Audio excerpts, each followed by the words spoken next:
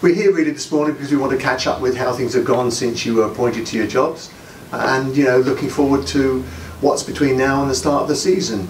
So maybe we can start with you, Andy. Obviously now you've been back here appointed as Director of Cricket at Somerset since October time, and you came in post in December.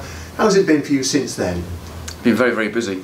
I think Jason and I met late October at my house, and it was important for us just to make sure we're both on the same page moving forward, and it became evident very, very quickly that Jason and I's thinking was very much aligned, and it was important for us just to make sure that we mapped out some of the key headline areas of responsibility of how we're going to look to operate moving forward.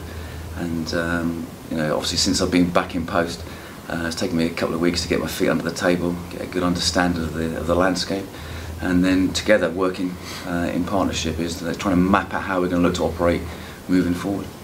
We're no strangers to each other, Jace, because you worked together when Sarge was here before and you were Director of the Academy.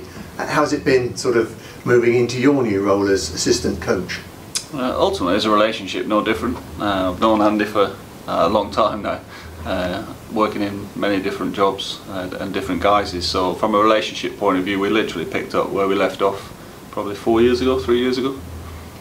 And obviously, working with the boys again, you're both quite fortunate. Obviously you, Chase, because you've been here working with them, with many of them through the academy, and you, Sarge, have seen them even earlier than that, many of them, working with sort of age groups and across the board.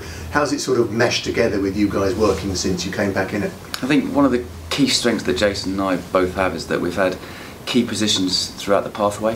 Both of us have worked as academy director.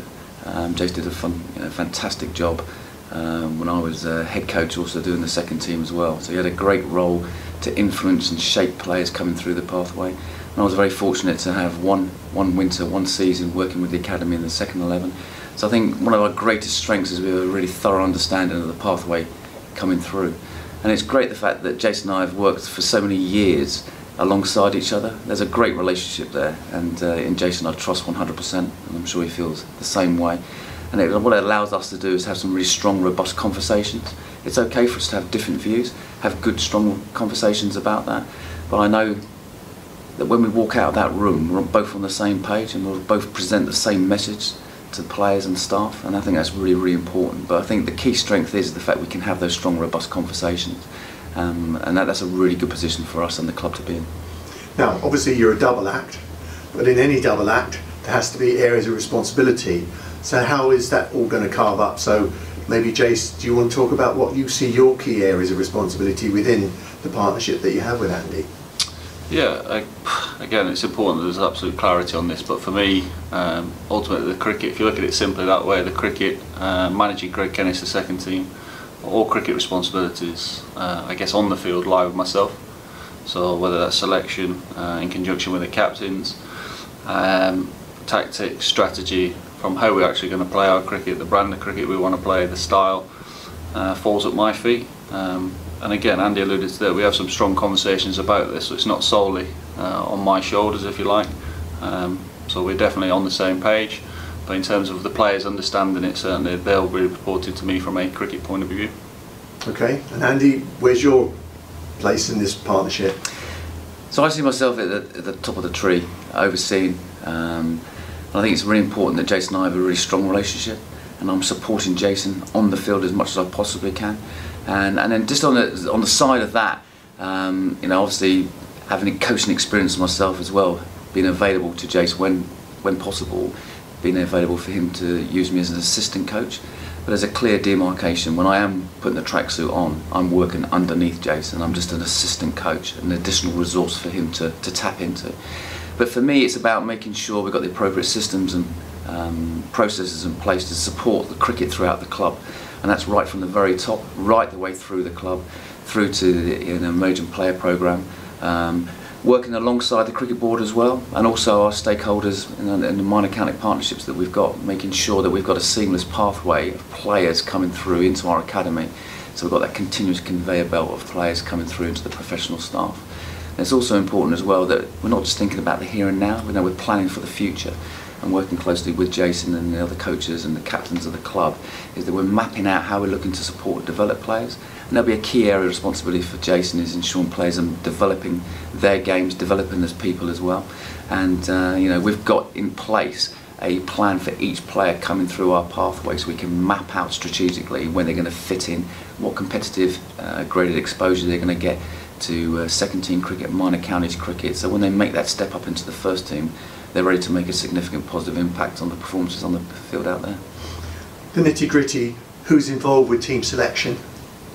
Jason will be overall responsible for team selection. He'll be able to lean on me, lean on the captains as well. I think it's really, really important that as a head coach, you know, you've got the remit to be able to take responsibility, and you're empowered to be able to make sure you've got the right people going across the line. And there'll also be some really key conversations between Jason and I, but also with the captains as well. It's important the captain has the right team going across the line, but ultimately it's important that Jason has that responsibility and that remit to be able to select the players that think are going to do the best possible job for Somerset. What about at the end of the day, when the press are clamouring to talk to somebody? On a great day, I expect it'll be Sarge, and on a day when it's not been so good, it'll be poor old Jason up there, I expect. But how seriously, how is all that going to work out? That's a really interesting question, isn't it? I think we need to be a little bit flexible how we look to approach that. Ultimately, I'm responsible for cricket, so I'll be always in a position to be available to talk to the press. There'll be days when it's appropriate for the head coach, there'll be days that it's appropriate for the captain to speak, and there'll be other days as well where there may be a key player that's made a significant contribution in the game to speak as well. And I think that the relationship that Jason and I have, that we'll be in a position to make sure the appropriate person is available to speak to the press on that day. Fine. Now, how are we going forward this year? I mean, one major innovation is having the marquee in place. I mean, that's been a success, I get the feel, from talking to the players and seeing what's going on. How has it been from your side of the fence? I'm sure Jason got his view as head coach, but if I share my view to start off with, it's an innovative idea. Obviously other counties have been using this system previously, and there's a lot of lessons that we've taken from some of the obstacles that they've faced coming into our first year of using the marquee. And you know, initially the opportunity to transfer our skills from the indoor score onto grass earlier is a real positive step in the right direction for us. I think the adverse weather has caused its challenges for us. You know, the snow and also the amount of rain we've had as well. It has caused a number of challenges. And what's important is I think we'll look to reflect and review how effectively we've used the marquee over this winter. And I think we should need to wait until the first 3 or 4 games are under our belt, because that will be a significant contributing factor to the success of the marquee. Jason? Yeah, it's been a huge success. I think ultimately Andy alluded to it there, in the fact that you can transfer your skills a lot earlier. We're playing on surfaces and practicing on surfaces that we're going to play on in hopefully a couple of weeks' time. So it's been received really well. I think a lot of credit has to go to Simon and his ground staff. They've done a brilliant job. It's the first time they've done it, so we've had some teething problems, but they've been brilliant, and the surfaces, like I said, have been outstanding. And how much longer is it going to stay there?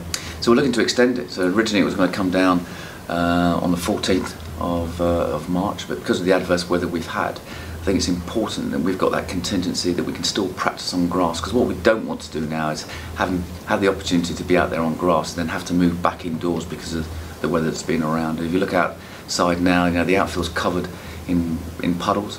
The ground staff are a couple of days behind because of the adverse weather, and they've been working tirelessly. So it's important for us that we've got that opportunity to continue to practice on grass, so we're going to look to extend it